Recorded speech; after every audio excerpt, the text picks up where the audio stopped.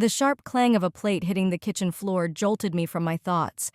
My heart raced as I bent down to pick up the shattered porcelain. The house felt too quiet, too empty, like a hollow shell echoing with the absence of the man we once called our anchor.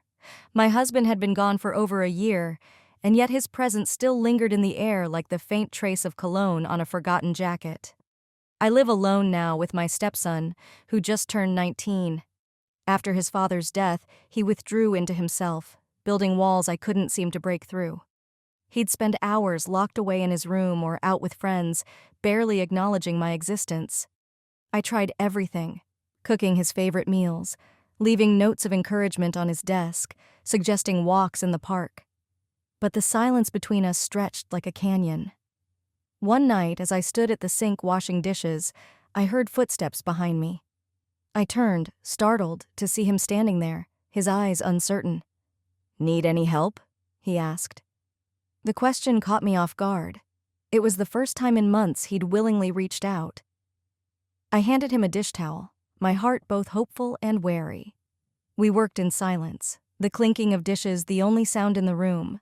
For the first time in what felt like forever, we shared a moment that didn't feel strained or forced. And yet, even as I exhaled in relief, a small voice in the back of my mind whispered, "This is just the beginning." The next few weeks blurred together in a rhythm of cautious interactions. My stepson began to emerge from his cocoon, showing up more often in the kitchen or sitting beside me on the couch. It felt like walking on a tightrope, each conversation a fragile thread connecting us across the chasm left by his father's absence. I tried to stay grounded, reminding myself that we were simply rebuilding trust. But the undercurrent of unease never completely left me. One afternoon, I was in the garden trimming the rose bushes when I heard footsteps on the gravel path. He approached with 2 cups of coffee, handing me one without a word. We sat side by side on the weathered bench, the sun casting long shadows across the lawn. The silence was companionable until he spoke. "It feels different now," he said, staring at the horizon. I didn't ask what he meant. I felt it too. There was an intimacy we hadn't shared before, subtle, unspoken, but undeniably present. I told myself it was the natural result of grief and healing, that I was reading too much into fleeting moments. Yet the feeling persisted. Later that night, as I sorted laundry, I found one of his hoodies mixed with my clothes. The faint scent of his cologne stirred something in me that I couldn't name. I quickly shoved it back into the basket, chastising myself for the irrational reaction. We watched a movie later, sitting close enough that our shoulders brushed. The warmth of his arm sent a jolt through me, but I forced myself to stay composed. When the credits rolled, he turned toward me with an expression I couldn't decipher. My pulse quickened as he reached out, tucking a loose strand of hair behind my ear. "Thanks for being here," he said softly. "Always," I replied, my voice steadier than I felt. The room felt charged, the air thick with unspoken thoughts. I stood abruptly, mumbling something about cleaning up before retreating to my bedroom. As I lay in bed later, staring at the ceiling, my mind raced with conflicting emotions. I told myself that grief manifests in strange ways, that we were both navigating unfamiliar territory. But deep down, I knew something had shifted, and there was no going back. The days that followed were marked by a strange tension. We moved through the house like cautious strangers, both aware of the shift, but unwilling to acknowledge it. I tried to maintain normalcy, cooking dinners, tidying rooms, and engaging in small talk. Yet, beneath the surface, my thoughts churned with confusion. I couldn't shake the memory of his touch, the warmth of his hand brushing against my face. I told myself it was a fleeting moment of connection, nothing more. But the doubt persisted. One evening, I was working late in my home office when I heard a soft knock. My stepson stood in the doorway, holding a worn paperback. "Thought we could read together," he said. It was a book we'd shared when he was younger, a small tradition we'd abandoned in the years of grief and distance. I hesitated, then nodded. He settled beside me on the couch, the book open on his lap. As I read aloud, his arm rested along the back of the sofa, close enough for me to feel the heat of his skin. I focused on the words, trying to drown out the awareness coursing through me. The story unfolded, familiar yet strange in the charged atmosphere of the room. Halfway through a chapter, his hand lightly grazed mine as he turned the page. My breath caught, and for a moment we sat frozen. Then it happened. A brief, impulsive moment that neither of us anticipated. It was subtle, almost accidental, but undeniable. The world seemed to pause, the air thick and still. I pulled away, my heart racing. "It's late," I said, my voice unsteady. He didn't argue, simply stood and left the room without looking back. That night, I lay awake, replaying the scene in my mind. Guilt and confusion battled within me. How had we crossed this invisible line? I'd always prided myself on being the responsible adult, the caretaker. Now, that foundation felt like it was crumbling beneath me. The next morning, he acted as though nothing had happened, greeting me with a casual "morning" as he poured his coffee. I forced a smile in return, but my mind remained stuck in that charged moment. The ground beneath us was shifting, and I was no longer sure if I could stop the slide.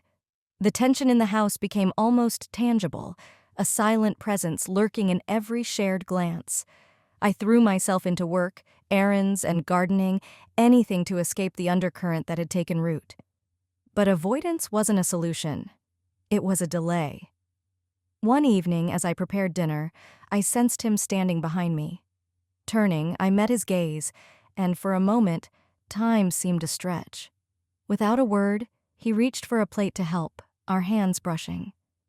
The air thickened, charged with an unspoken question neither of us dared voice. After dinner, I retreated to the living room, hoping a mindless TV show might calm my restless thoughts. I heard his footsteps, then the soft creak of the couch as he sat beside me. The space between us felt like a fragile thread. I shifted, trying to focus on the flickering images. But then it happened. We were too close, the moment too heavy, and suddenly the line blurred. It was brief, impulsive, and left us both stunned. I stood abruptly, mumbling an excuse, and hurried upstairs. My heart pounded in my chest as I closed the door behind me. My mind raced with questions. How had we let this happen? What did it mean? The boundaries I'd held so tightly had cracked, and fear mingled with guilt in a suffocating wave. The next day, we avoided eye contact. Breakfast was eaten in silence. The usual mundane conversations vanished. I considered calling a therapist, but couldn't find the courage to explain what I couldn't fully grasp myself. The emotional weight grew heavier with each passing hour. That evening, he knocked on my door. I hesitated, then opened it. His expression mirrored my own confusion and regret. We stood in silence until he spoke, voice strained. He apologized, said it was a mistake, that grief had clouded his judgment. I nodded, relieved yet heartbroken. It wasn't just grief, we both knew it. But acknowledging that would only deepen the fracture. When he turned to leave, I called out, suggesting therapy, hoping it might offer clarity. He agreed with a curt nod and left. I closed the door, my chest tight with unspoken emotions. The silence that followed was suffocating, and I realized that some things, once crossed, can't be undone. We had stepped into uncharted territory, and now we were left to navigate the fallout. The following weeks passed in a blur of forced normalcy. We both tried to act as if the fragile boundaries hadn't been compromised, but the air between us was thick with unsaid words. I threw myself into work, rearranging furniture, planting new flowers in the garden, anything to restore a sense of order. My stepson distanced himself, spending more time away from home.